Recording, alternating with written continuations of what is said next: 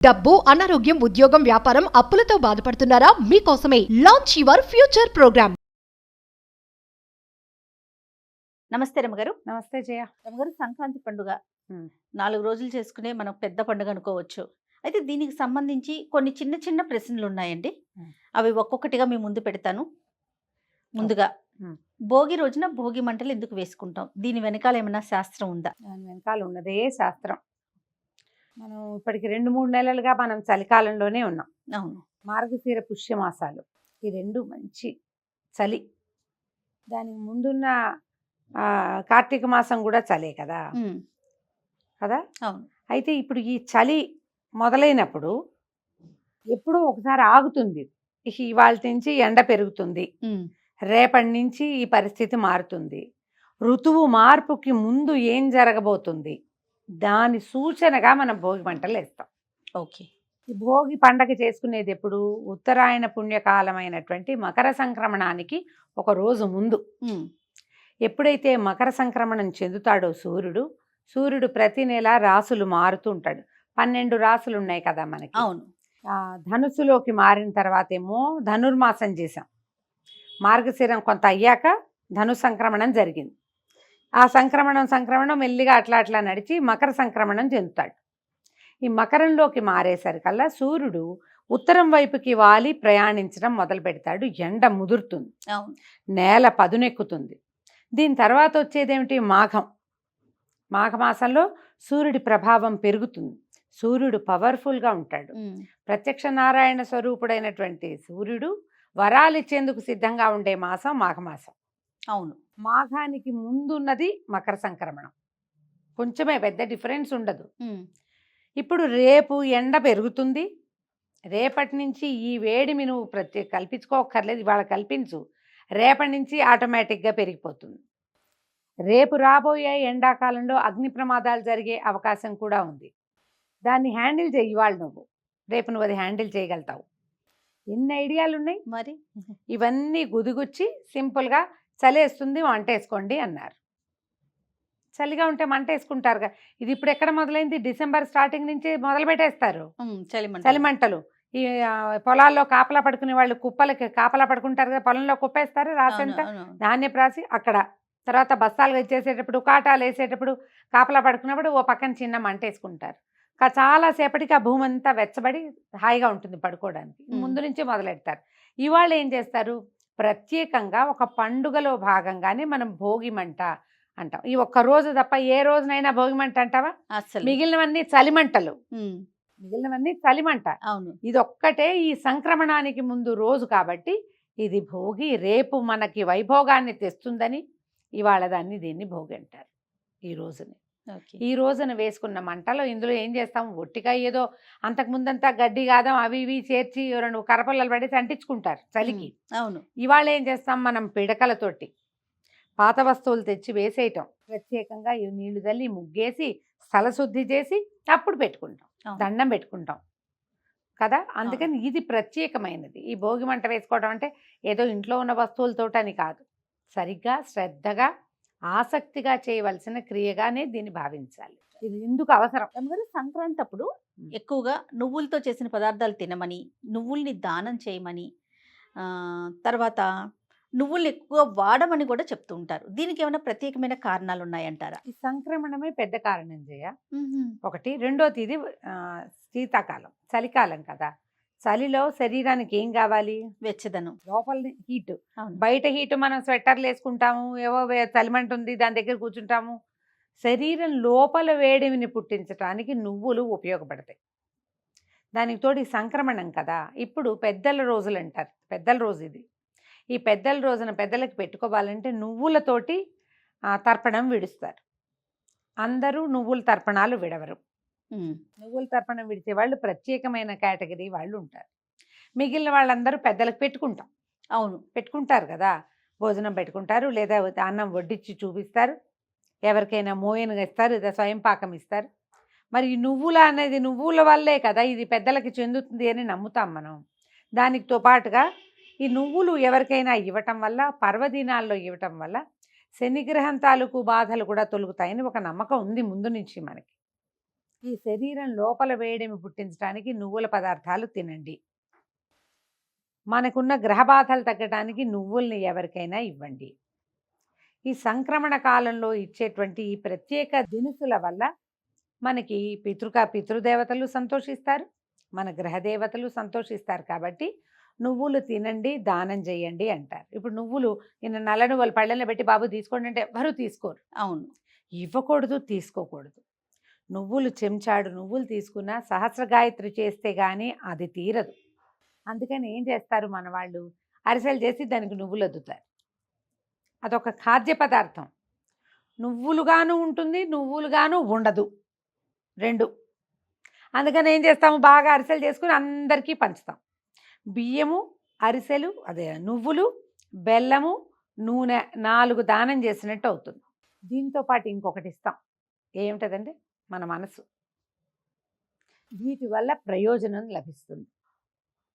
ఇది ఇప్పుడు నేను నీకు ఒక వస్తువు ఇస్తే నువ్వు నాకు ఒక వస్తువు ఇచ్చినట్టు కాదు జయ. షాప్కి వెళ్ళాం, 10 రూపాయలు ఇచ్చి కుర్కురే ప్యాకెట్ తీసుకుంటాం, అది బిజినెస్ అవుతుంది కదా. ఇప్పుడు ఈ నువ్వులు, ఈ వస్తువు నువ్వులతో చేసినటువంటి ఒక పిండి వంటని, ఇది పండుగ, ఈరోజు మంచి రోజు, నోరు తీపి చేసుకుందాం అని ప్రీతిపాత్రంగా మనం ఎవరికైనా ఇస్తే ప్రీతి పెరుగుతుంది. నువ్వులు మనం ఇచ్చింది ఇంకొకరు తినటం వల్ల ఆ దినుసు వల్ల మన గ్రహాల్లో రావాల్సిన ప్రయోజనం లభిస్తుంది. నువ్వులతో పాటు బియ్యం ఉన్నాయి, అందులో నూనె ఉంది, నెయ్యి ఉంది, బెల్లం ఉంది. 5 రకాల దినుసులు ఎవరికైనా ఇవ్వటం వల్ల ఈ 5 రకాల దినుసుల వల్ల రావాల్సిన ప్రయోజనము సులువుగా వస్తుంది. దీంతో పాటు ప్రేమ, ఆపేక్ష పెరుగుతాయి. కానీ తీసుకునే వారికి ఒక ప్రశ్న ఉంటుంది కదా, అదే తీసుకోవచ్చా? అదేగా చెప్తున్నా. ఇప్పుడు ఇందులో వాడిచ్చింది దానంగా కాదు, ఒకటే వస్తువుగా నీకు ఇస్తే దానం. అసలు ఈ పద్ధతి అందుకే కదా జయ ప్రవేశపెట్టారు. ఇచ్చేవాడికి ఏ అభ్యంతరం ఉండదు, పుచ్చుకునేవాడికి ఏ అభ్యంతరం ఉండదు, వాడికి ఏమీ అవ్వదు.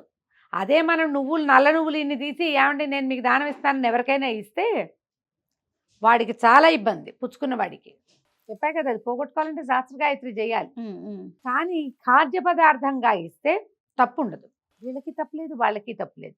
వీళ్ళకి ప్రయోజనం లభిస్తుంది. దేని వల్ల అంటే ప్రీతి వల్ల, ప్రేమగా ఇస్తాం మనం.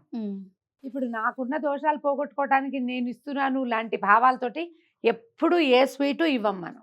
అంతే కదా, ఎవ్వరు ఇవ్వరు, మనుషులు చెయ్యరు అది. అందుకని మన ముందున్న పెద్దవాళ్ళు ఎట్లా ఆలోచించి పెట్టారు, ఇది ఖాద్య పదార్థం. పైగా ఇంట్లో ఏదైనా ఒక పదార్థం చేశారనుకో జయ, సాధారణంగా దేవుడికి దండం పెట్టుకుంటారా, పెట్టుకోరా? 100%. అంటే ఇది నైవేద్యం పెట్టాం, ఇది ప్రసాదం, ఏం తప్పుంది? ఇప్పుడు దేవుడికి దండం పెడితే మేము తినమంటారు అంటారేమో కొంతమంది ఫ్రెండ్స్. అసలు వినాయకుడికి ఇట్లా తిప్పి ఒక ముద్ద వేయకుండా నూనెలో ఎవరైనా ఏ వంటకమైనా చేస్తారా? మొదట నూనెలో వేసిన పదార్థాన్ని తీసి పక్కన పెడతారా, పెట్టరా? ఎవరి కోసం పెట్టారు అది మీరే ఆలోచించుకోండి. ఎవరి కోసం పెడతారు? మామూలుగా ఏం చెప్తారు, ఈ నూనెలో ఏదైనా అవి ఇవి ఉంటే అవన్నీ మొదటి ముద్ద తీసుకుంటుంది. కాదు, మీ దగ్గర మీరు చేసే విషయంలో ఏదైనా గుణదోషాలు, దోషం ఉంటే అది తీసుకుంటుంది. నలకలు తీసుకుంటుంది అనుకోకండి, దోషాన్ని అది తీసుకుంటుంది. మన దోషాలను స్వీకరించేవాడు ఎవడమ్మా? ఆయనే, భగవంతుడు. అంతే కదా. దండ పెడతాం. మామూలుగా మేము పిండి వంట అంతా అయిపోయాక కూడా ఆఖరిది తీసుకొని చేయ చుట్టు తిప్పి వేస్తారు. ఆఖరిది తీసి తినడానికి ఇవ్వరు సాధారణంగా, చిన్న ముద్ద చివరిది. ఎవరు పెట్టారో వాళ్ళే వెయ్యాలని కూడా ఉంటుంది మా వాళ్ళలో సిద్ధాంతం. అమ్మ పెట్టినాడు పేరెంటానికి వెళ్ళింది, నేను వేస్తున్నాను క్షమించని వేస్తారు అన్నపూర్ణకి. ఇంకోళ్ళు ఎవరైనా వేశారు, మొదలు పెట్టిన వాళ్ళు లేచి వెళ్ళిపోయారు అనుకో, చివరున్న వాళ్ళే ఓ దండం పెట్టుకుని వేస్తారు. ఇది పండుగ రోజుల్లో చేసే పదార్థాలని దాన ప్రక్రియగా భావించవద్దు, కానీ జరిగేది మాత్రం అదే. ఇది ప్రీతిగా ఎవరికైనా ఇవ్వటం వల్ల వాళ్ళు కూడా ఆపేక్షగా దాన్ని స్వీకరించి ఆనందించటం వల్ల, ఇప్పుడు తింటున్నామంటే మనమే తింటామా? అది కాదు, మన లోపల ఒక అగ్ని ఉంటుంది, భగవత్ స్వరూపం అది. ఆత్మారాముడు అంటామా మనం, ఏమంటాం? అమ్మయ్య ఆత్మారాముడు శాంతించాడు రా నాయన. ఎవడివాడు? లోపల ఉన్నవాడు. ఈ అగ్ని స్వరూపంలో భగవంతుడు ఉంటాడు. మనం ఇచ్చేది ఎవరికి? భగవంతుడికే. అది మనకి శుభంగానే పరిణమిస్తుంది. మీరు ఇప్పుడు నేను ఇంతసేపు చెప్తున్నానా, ఎవరికి వాళ్ళు ఆలోచించుకోండి అవునా కాదా అని, అంతే. కదా. కాబట్టి ఈ రకంగా కుదురుతుంది. అందుకని ఈ సంక్రాంతికి నువ్వుల వాడకము, నువ్వులతోటి ఏదైనా మంచి పదార్థాలు చేసి ఎవరికైనా ఇవ్వటం వల్ల మంచి ప్రయోజనం లభిస్తుంది. ఏ ప్రయోజనము వద్దు, మనకి గ్రహాలు వద్దు, కానీ మీకు అవతల వాళ్ళకి స్నేహం వస్తుందా రాదా? అది ఒక రిలేషన్ డెవలప్. పండగకి వెళ్ళాం, పండగ అరసలు వచ్చినాయి. పండగ అరసలు మనం ఎంతమంది తింటాం చేయ? అవునవును. ఎంతమంది వచ్చిన వాళ్ళందరూ అరిసెలే ఇస్తారు. వాళ్ళు అరిసెలు వీళ్ళు మెత్తగా అనేవాళ్ళు, గట్టిగా అనేవాళ్ళు, పంచదార అరిసెలు, వీళ్ళు బెల్లం అరిసెలు, నువ్వులు వేసారు, గసగసాలు వేసారు, బోళ్ళు చెప్పుకుంటారు, నెయ్యి వేసారు, నేతరిసెలు. మా ఫ్రెండ్ నిర్మల ఏ లోకాల్లో ఉందో, బంగారతలు ఎక్కడో పుట్టే ఉంటుంది బారెడి జడతోటి. నేతరిసెలు ప్రత్యేకంగా పట్టుకొచ్చేది. ఇవి నేతి బబ్బా, ఆ బోల్డ్ అరిసెలు ఉన్నాయిలేమండి, ఇవి నేతి బబ్బా, మీరు నేతివి చెయ్యరు కదా, ఖచ్చితంగా నేతరిసెలను పట్టుకొచ్చి ఇచ్చేది. రుచి తేడా ఉంటుంది ఎలాగో కదా. ఇవన్నీ కూడా మన మధ్య మానవ సంబంధాలు పెంచుతాయి. కాబట్టి వాడండి, చేయండి, ఇవ్వండి, సంతోషంగా ఉండండి. రమ్మగారు ఇంకొక ప్రశ్న అండి, మకర సంక్రాంతి రోజు చేయకూడని పనులేంటి? మామూలుగా పండుగ రోజు ఏం చేయకూడదు నేను ఎన్నిసార్లు చెప్పాను, అంతే అంతే కదా. లిస్టు పోట్లాడుకోవద్దు, గొడవలు పడద్దు, ఆస్తులు తగాదాలు తీసుకురాకండి, చుట్టాలందరం ఒక చోట చేరామని పేకాట ఆడుకోవద్దు నాయన ప్లీజ్. పండగ రోజు కనీసం రోడ్ల మీద మీ ఇష్టం, మీరేవో పోటీలు పడతారు కదా, కనీసం ఇంట్లో ఆడవాళ్ళు 4 కూర్చున్నా, మగవాళ్ళు 4 కూర్చున్నా, ఆడమగా కూర్చుని కూడా పండగ సెలవులు ఖాళీగా ఉన్నామని పేకాలు ఆడతారు, అవి కనీసం ఆడకండి. బాగుందా పాయింట్? చాలా బాగుంది రమ్మగారు. చేస్తారు కదా అట్లా, అందరం చేరాం కదా అని పిల్లల్ని కొట్టటము, కేకలేయటము, పెద్దవాళ్ళతో తగాదాలు పడ్డము, లేదా పెట్టుబడుల విషయాలు మాట్లాడడము, అలాంటివి చేయబోకండి. 4 కలిసేసరికి రమ్మగారు ఆ ఫంక్షన్లో అది జరిగింది, ఈ పెళ్లిలో ఇది జరిగింది, వీళ్ళు అది చేశారు, ఎక్కడెక్కడెక్కడో గుర్తు తెచ్చుకుంటారు. తర్వాత నాకు ఈ రోజు మూడ్ ఆఫ్ అమావాస్య నాడు అట్టేవా, పున్నన్నాడు పప్పేసావా అని అమ్మని, నాన్నని, బావమరుదుల్ని, అందరినీ లేకపోతే భర్తల్ని, భార్యల్ని ఈ విమర్శలు చేయబోకండి. మీరు ఏ పర్వదినాన్నైనా సంతోషంగా ఉండండి, ఇతరులను సంతోషంగా ఉండనివ్వండి, హాయిగా భోజనం చేయండి కలిగినంతలో. ఎంతుంటే అంత అవకాశం లేదు, పప్పుచారు చేసుకున్నాం, అవైనా హాయిగా సంతోషంగా తినాలిగా, ఆవకాయ నలుచుకునైనా. అవును, కొట్లాడుకోకుండా. ఇది చాలా ప్రఖ్యాతమైన రోజు. రేపటి నుంచి జీవితం మారే అవకాశం ఉంది మనకి. ఇప్పుడు మనం చేసే భగవద్ధ్యానము, మన మంచితనము, మన ప్రేమ రేపు మనకి ప్లస్ కావచ్చు. కొట్లాటలు అస్సలు చెయ్యొద్దు. ఇవాళ ఎలాగో తలంట్లు గిలంట్లు ఏం లేవు, పెద్దవాళ్ళకి పెడితే పెద్దలకు పెట్టుకుంటారు, లేకపోతే మనమే ఏవో 4 రకాలు వండుకుని తింటాం హాయిగా. స్నేహితుల్ని కలవండి, చుట్టుపక్కల వాళ్ళని కలవండి, మీ ఇంట్లో బొమ్మలు పెడితే హాయిగా పేరెంటానికి పిలవండి, శనగలు పళ్ళు గిళ్ళు అన్నీ అందరికీ ఇచ్చుకోండి. తర్వాత పసుపు కుంకాలు, ఈ మన వైజాగ్ ఆ వైపు పసుపు కుంకాలు దారపోయటం అంటారు. పసుపు కుంకాలు దారపోసుకోవటం, ఆ దారపోసుకోవటం అంటే పళ్ళెంలో ఇంత రాసులుగా పసుపు కుంకుమ పోస్తారు, కాసినన్ని ఖర్జూరాలు ముత్తైదువులకి ఇస్తారు. స్వీటు ఆ ఖర్జూరాలు ఇస్తారు. దారపోసుకోవటం, దాని పేరే అయితే దారపోసుకోవటం. మరి విశేషంగా ఇంత ఇస్తే సంక్రమణం కాబట్టి అదే ఇప్పుడు ఎంత ఇచ్చుకుంటే అంత మంచిదమ్మా. కొట్లాడుకుంటే ఎలా మంచిదవుతుంది అది, అవునా కాదా? అందుకని మనకేం పేరెంటా లేవు, మనకి ఆ పిల్లలకి భోగిపళ్ళు లేవు, మన ఇంట్లో బొమ్మలు లేవు, కానీ పసుపు కుంకుమ ఇవ్వచ్చు కదా చక్కగా.